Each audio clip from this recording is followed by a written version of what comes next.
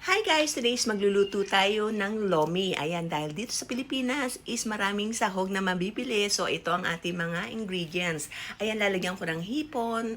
Ayan ang ating carrots, sibuyas, bawang, ang ating tofu, ang ating tokwa. Ayan, napakasarap niyan sa ating lomi. And then, ilalagay ko to ang ating bok choy and ang ating lomi noodles.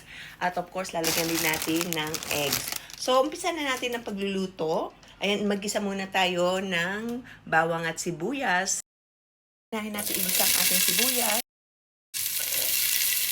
Ayan, 2 medium na sibuyas ang aking nilagay. So, ayan, kapag nag-glaze na ang ating sibuyas, isama na natin iprito ang ating tokwa.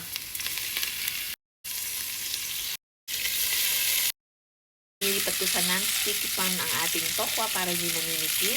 Lagyan na natin ng patis para lumasa sa ating.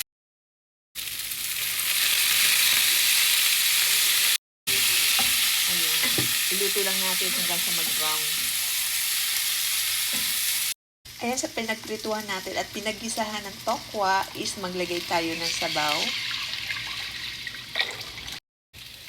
And now, ilagay na natin ang ating noodles. Sama na natin ang ating hipon.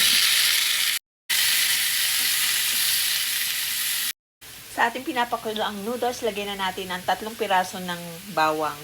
Ayan, iset aside muna natin ang ating tokwa and hipon.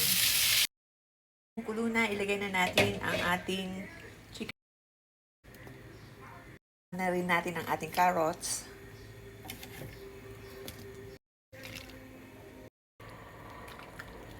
Ayan, at lumambot na yung bawang, atin ng pisain. Ayan na, para lumasa sa ating sabaw. So, ayan, lagyan na natin ng paminta.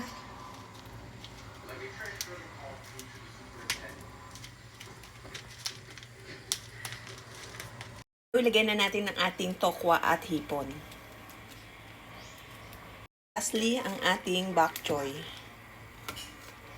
Pakuliin lang natin ng sandali.